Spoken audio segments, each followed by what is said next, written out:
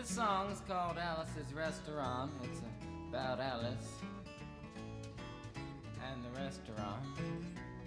But Alice's Restaurant is not the name of the restaurant, that's just the name of the song.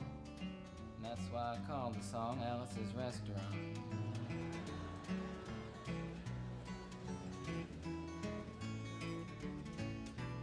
You can get anything you want at Alice's Restaurant. You can get anything you want at Alice's Restaurant.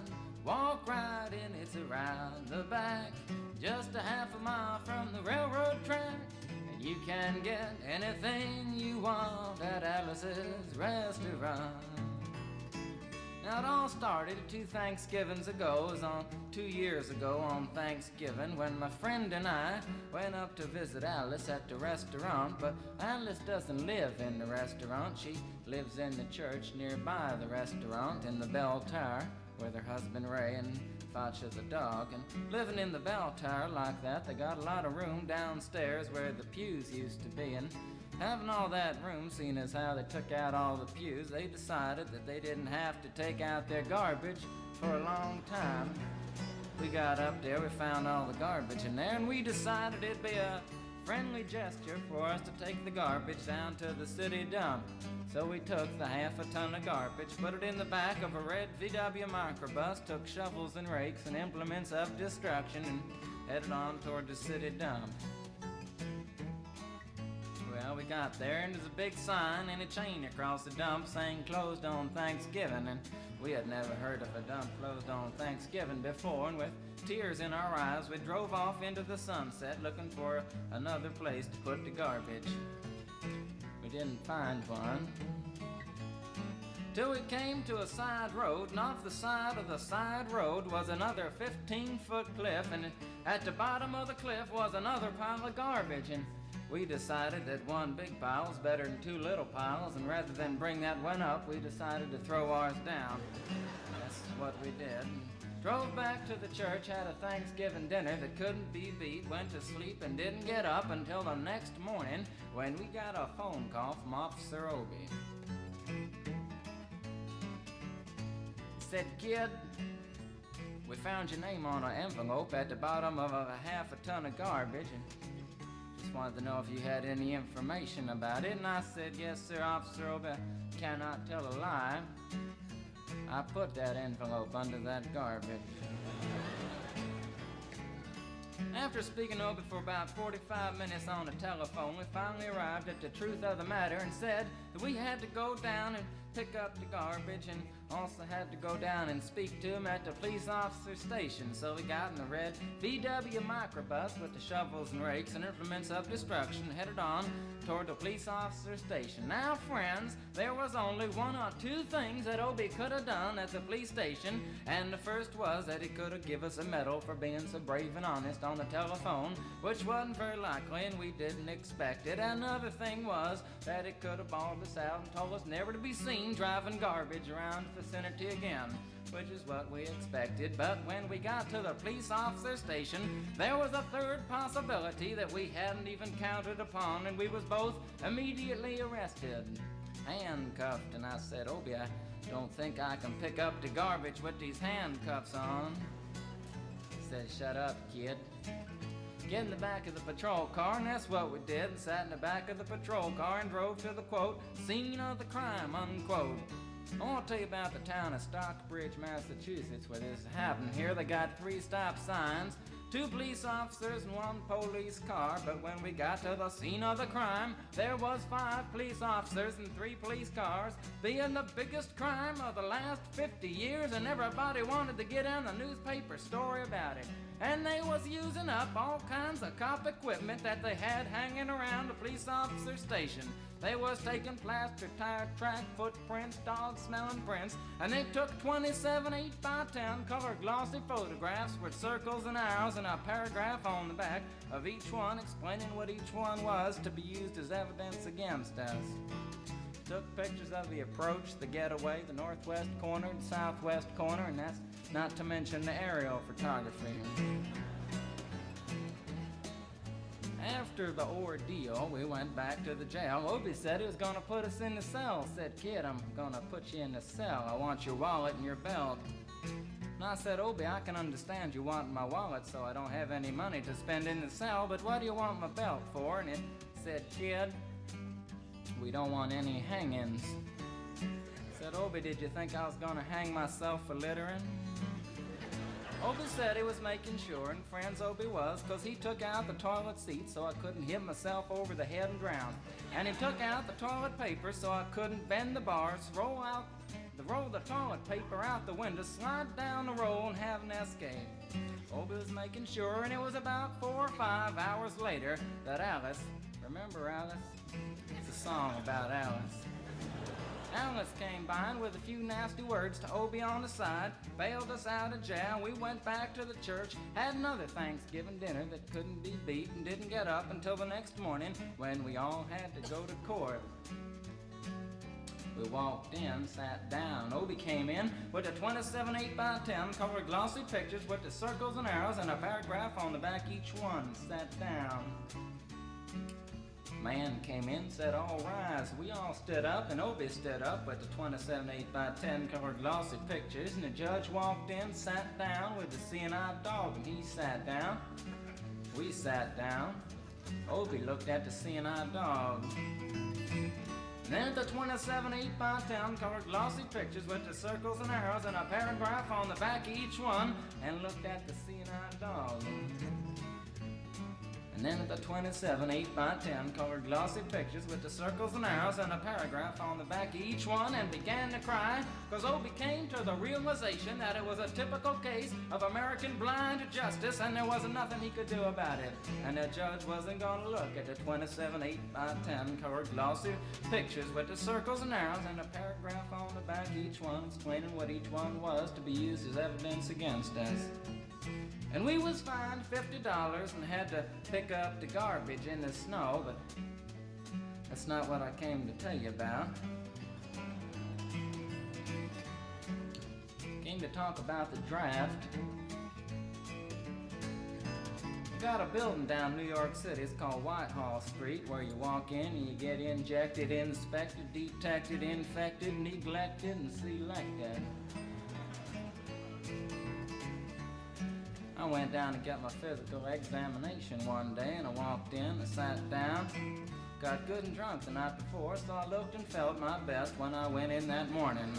'Cause I wanted to look like the all-American kid from New York City. I mean, I wanted to feel like I wanted to be the all-American kid from New York, and I walked in, sat down, I was hung down, brung down, hung up, and all kinds of mean, nasty, ugly things. And I walked in, I sat down, they gave me a piece of paper, said, kid, see the psychiatrist, room 604. And I went up there, I said, shrink, I want to kill. I mean, I want to kill. I want to see blood and gore and guts and veins in my teeth. Eat dead, burnt bodies. I mean, kill. Kill. And I started jumping up and down, yelling, kill. And it started jumping up and down with me, and we was both jumping up and down, yelling, kill. And the sergeant came over, pinned the medal on me, set me down the hall, said, you're our boy. Didn't feel too good about it. Proceeded on down the hall, getting more injections, inspections, detections, neglections, and all kinds of stuff that they was doing to me at the thing there. And I was there for 2 hours, 3 hours, 4 hours. I was there for a long time, going through all kinds of mean, nasty, ugly things, and I was just having a tough time there. And they was inspecting, injecting every single part of me, and they wasn't leaving no part untouched. Proceeded through, and when it finally came to see the very last man, I walked in, sat down after a whole big thing there, and I walked up and said, what do you want? He said, kid, we only got one question. Have you ever been arrested? And I proceeded to tell him the story of Alice's restaurant, Massacree, with full orchestration and 5-part harmony and stuff like that, and then other phenomena. Stopped me right there and said, kid, did you ever go to court? I proceeded to tell him the story of the 27 8x10 colored glossy pictures with the circles and arrows and a paragraph on the back of each one. It stopped me right there and said, "Kid, I want you to go over and sit down on that bench that says Group W. Now, kid."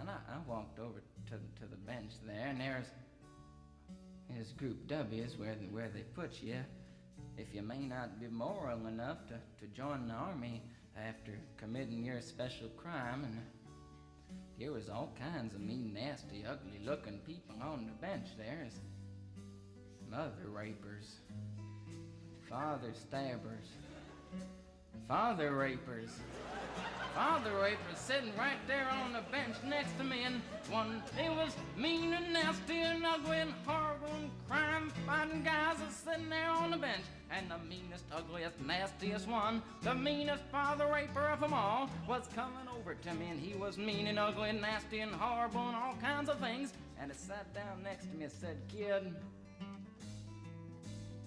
what'd you get?"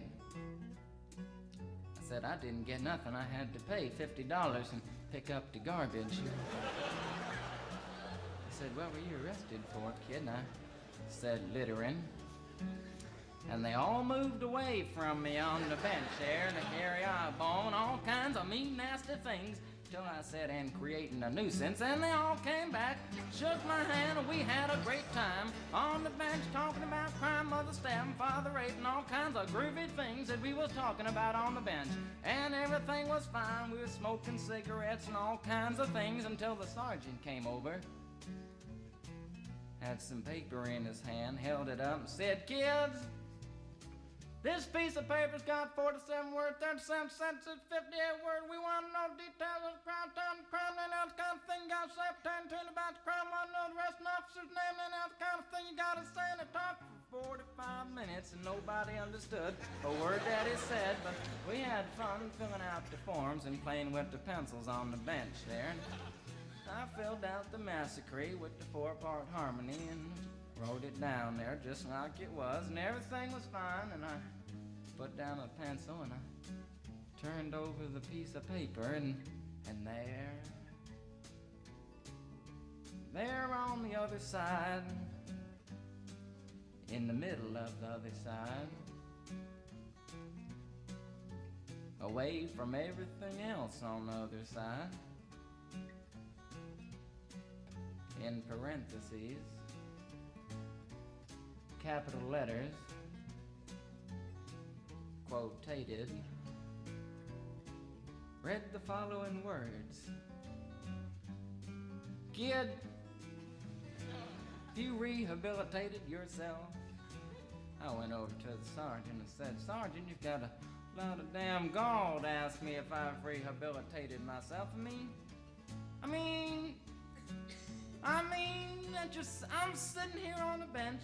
I'm sitting here on the Group W bench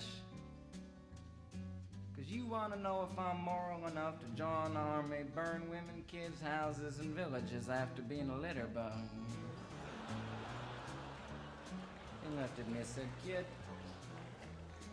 you don't like your kind.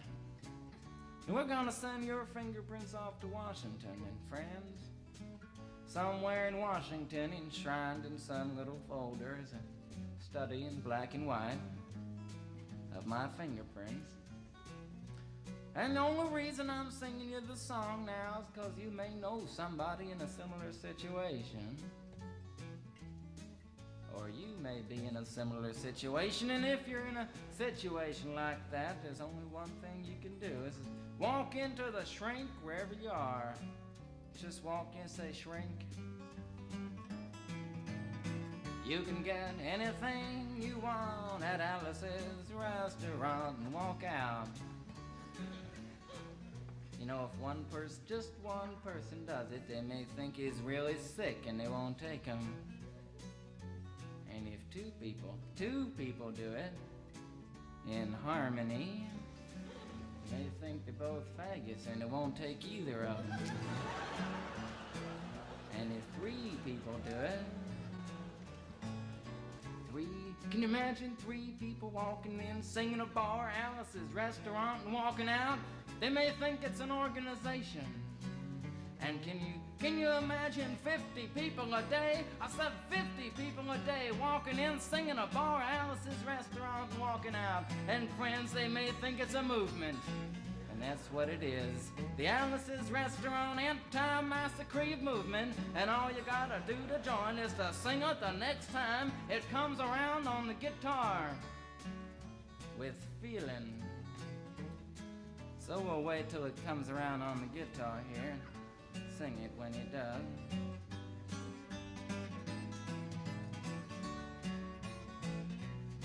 Here it comes. You can get anything you want at Alice's Restaurant.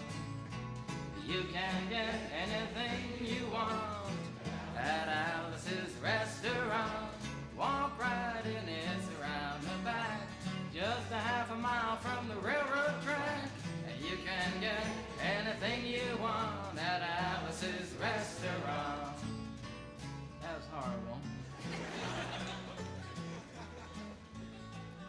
If you want to end war and stuff, you gotta sing loud. You could put a lot. I've been singing the song now for 25 minutes. I could sing it for another 25 minutes. I'm not proud or tired. So we'll wait till it comes around again, and this time with 4-part harmony and feeling. We're just waiting for it to come around is what we're doing.